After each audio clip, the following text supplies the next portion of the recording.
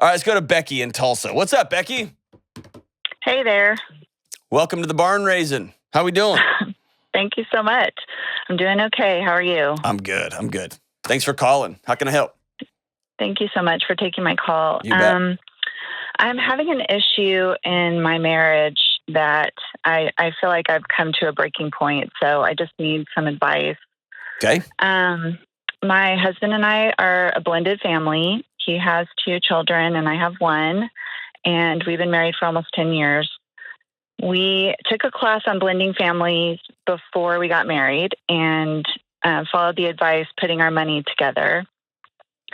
And it hasn't been an easy relationship from the beginning. And so there's a lot that's gone on between then and now. But one of the main issues that's happening right now is related to money. So we had our money together. When we were married, my son was 9, and then his kids were teenagers. And so I kept aside the child support that I received from my son's dad, and we paid child support for his kids. My husband was very unhappy that I kept the child support separate because he felt like he had no say in how that money was spent. And he was right. He was right. Yeah. He was right. Yeah, that should have gone into the pot just to help pay the bills to take care of your kids. But well, because we were paying on his kids and my son, I used that exclusively to pay for like sports, band, different things that I didn't put into our household budget. I just paid for that with the child support. Right. And so anyway, that's not the question though, but keep going. So over the years, so after his kids aged out of child support, he was insistent that we then set aside money for their support out of our budget, just continuing. And so that has continued over the last several years until now. One's 22 and one is 25. They live at home with their mom. One isn't working. They don't have a good relationship with their dad. And so I went to him last summer and just said, I think it's time that we stop setting aside money for them because they're adults and we can help them on a case-by-case basis if, they're in a situation that they need help. But I think it's time that we take that out of our budget, and we'll do the same for my son when he's, of that same age. And he was so angry that he then separated our money. And that has just caused a ton of issues for me. I mean, I make about half of what he makes. I'm working several jobs now. I'm shouldered with like our car. He has a free car through work. So I'm responsible for all things related to our car now. So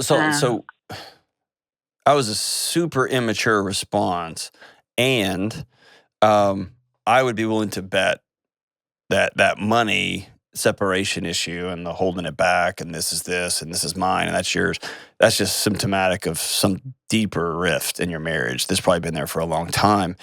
Ultimately, how can I help you? So he said in our conversations around this that he doesn't answer to me in the finances. And he said that multiple times. We've been in therapy throughout our marriage over different times. There's a lot going on, like you said. We think maybe possibly high functioning autism. He's just come to that realization in the last few weeks. There's a lot of stuff there.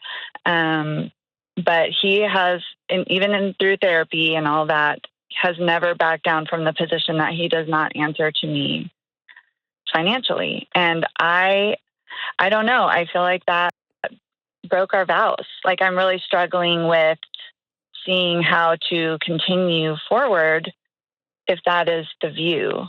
Well, I think we do answer to each other. Yeah, every thought and action should be in service to your marriage. Right? So it even is deeper than who, because that's the question I get a lot is like, all right, so we're split. Who gets to make the final call? And usually if you have whittled away a decision in your marriage and it is final call, there's something else going on. Yeah.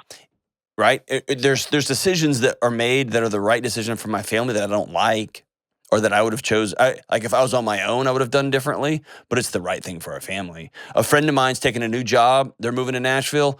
I don't think they're excited about leaving their friend. I guess there's hard stuff, but it's in service to something bigger, which is our marriage, right? So he's not looking at it the right way. And what about your relationship have you set up that it's pitted itself that way, that he feels like it's you versus him? My guess would be, this is just one of probably several, when we're all on the same page, except I got this little pot that I'm just going to not budget. I'm just going to spend it however I want to. Mm-hmm. And maybe that was crack number one in this unified foundation. We went to a class. This is how we're going to do this. We're all going to come together. But I'm going to keep this little thing on the side. And you know what I'm saying? And so there's no good to go back because it's over. That's happened and it's over and done with. But here we are. What else is going on in this marriage? Because there's something else. I mean, there's a lot of things from the beginning. Let's go to right now.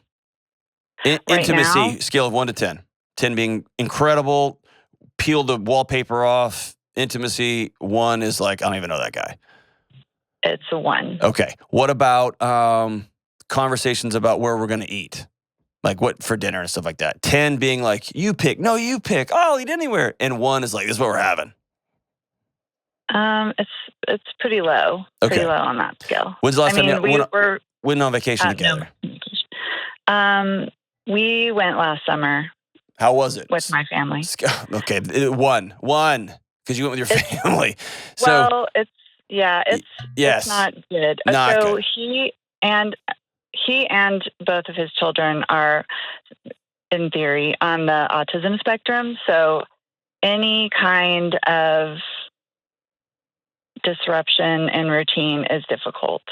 So and this is new, so I'm not even sure, like he hasn't been officially diagnosed, but it would explain like a lot of the meltdowns. He's had extreme jealousy. But I've worked really closely with high functioning autistic, brilliant folks. And when I know that, there's a different style of communication, a different level of clarity in the communication, and changes. Again, everybody's different, and we're not even talking about a diagnostic here, but that one does not automatically equal the other. Right? So money is a symptom here. What I'm saying is just because you go on vacation doesn't mean everybody with high-functioning autism is going to throw a fit. Well, that is what happens. well, I know. And what I'm saying is if there's not a alteration of communication, if there's not a weekly or monthly budget/calendar meeting that happens every time so that we can review, hey, here's where we were, here's what's coming down the road, so that when we get to that. Do what? We did that. We did do that. We had a monthly budget togetherness. Like we did it together. Except you had your side pocket. Yes. Yes. I mean that's a big deal. But he's had his as well. I'm Here's what you got to do. You've got to take ownership of you. All of this conversation, you keep rolling back to him. He did this thing. He did this thing. He did this thing. Great. He might have. The only person on planet Earth you can change or control is you, your thoughts and your actions. So the question you have to ask yourself is, do I want to be married? What am I willing to go all in on? And how am I willing to do this? And it's probably going to start with hey, I shouldn't have done what I did. Or I wish I could go back and do that over. Can we stop the combative you versus me language? You have to do a thing for me, or you don't run. I don't answer to you. Can we stop that language and just completely scratch this thing, Control Alt Delete, and say, okay, let's build something different. If you don't want to do that, then that's a whole different conversation, right? If you do want to stay married, then you're going to have to rebuild something different than what you have. And that starts with you taking ownership of your participation and your role in what you have right now. yes, your husband may have autism, and you may look back and go, whoa, that really explains a lot. We had a lot of challenges in the past with communication and with frustration and with all sorts of processing. And I wanted him to read my mind and read my thoughts, and he didn't do that. And then I got mad. There could be a whole backlog of that. Great. That's cool. The question you have to ask yourself is, what are we going to do now? What are we going to do now? The statement of, I don't answer to you about money, that's not the problem. That's not the problem. That's the Jerry Maguire moment, right? What you got to do is get beneath that and say, what's really going on here? And do we want to save this marriage? My hope is you do. And if you do, starts with you.